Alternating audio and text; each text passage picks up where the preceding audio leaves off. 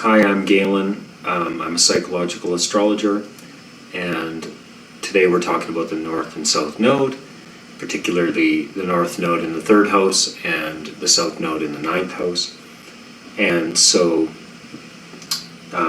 we all kind of probably know that the North and South Node are in opposition to one another. They are an axis of destiny. And some would say that the South Node is related to past lives. Some would say that the South Node is related to early life. Either way, it doesn't matter. We're trying to distill this psychological principle of it. And so I'm proposing, and not by my own idea, that this is a kind of journey of integration, which I don't think many people disagree with. And so we're really trying to integrate energies that exist. And so the house itself represents the container of where this energy is expressed. And so I'm going to discuss kind of more like from the natural rulership point of view. And so anyways, let's get into it. The ninth house, South Node. What do we have in the ninth house? Ultimately, mentally, we have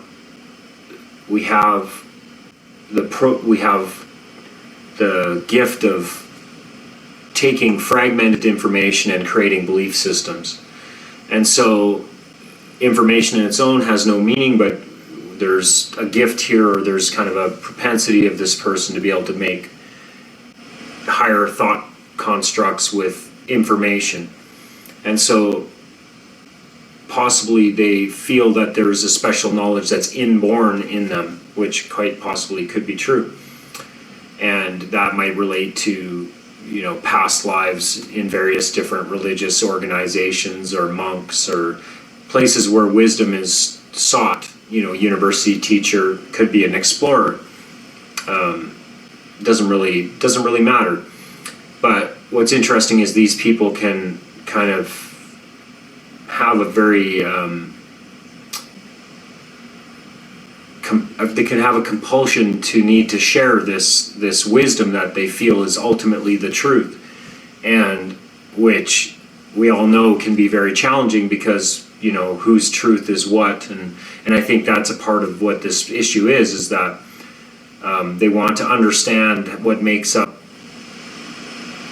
the world, and they have this kind of well-formed idea of it, but that's just their idea. And so when they try to share it, people they get rejected oftentimes simply because they don't see that their own belief system is just simply their belief system, and so people reject their information because they come at it from the point of view of trying to teach someone this knowledge as if it's the only knowledge. And so people sense that, and they get wary of what their motives. And so a lot of their lives is like this, collecting and enjoying the journey of collecting this information or sharing this information, but they don't connect with people around them because people around them are not so receptive of their message. And so that possibly draws them back into this place of solitude. They go back to the mountain like Moses and get the obviously God, you need to tell me something more here because I'm sharing this message, but it's not getting through. So they kind of go back into isolation or go back into this collection phase or trying to find some reason why nobody's listening. And so psychologically that can be pretty challenging. And so so that consumes a lot of their life. And so, but the path, so if we go back to the North Node in the third house, what's the third house? It's the local, everything. When we walk out the door of our house, there we have the local environment. We have everything around us. We have the neighbors. Some say the siblings in your family. It's everything that's happening around you. And so from a psychological point of view, it's also the intake of information, which requires curiosity. So the information coming in doesn't necessarily have any meaning. It just might be information, where Sagittarius on the ninth house can take that information in and create a new belief system or adjust their own belief systems based on the information they're learning from others. And so this is kind of the missing key for these people, is that so fundamentally what has to happen is they have to be curious enough to listen to somebody's story where they aren't just waiting to share their belief system with this person after the person spouts off about what they think. They're actually truly curious about what the other person is experiencing and thinking.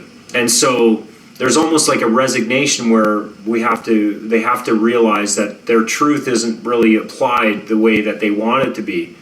And they actually need to get messy with other people and listen to their stories, and those people need to believe that they care about their stories. So because there's a sense of curiosity that's required to listen to somebody's story. So these people can be very much on point, like so on point when they listen to somebody's stories and then maybe just interject a little bit of wisdom that can help that other person on their journey.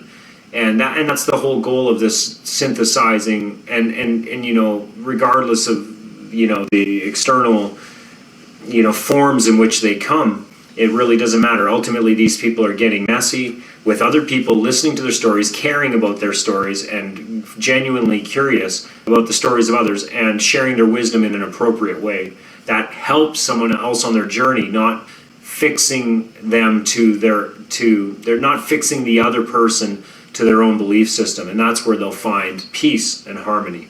And so this is the third house north node and the south node in the ninth house. Thank you.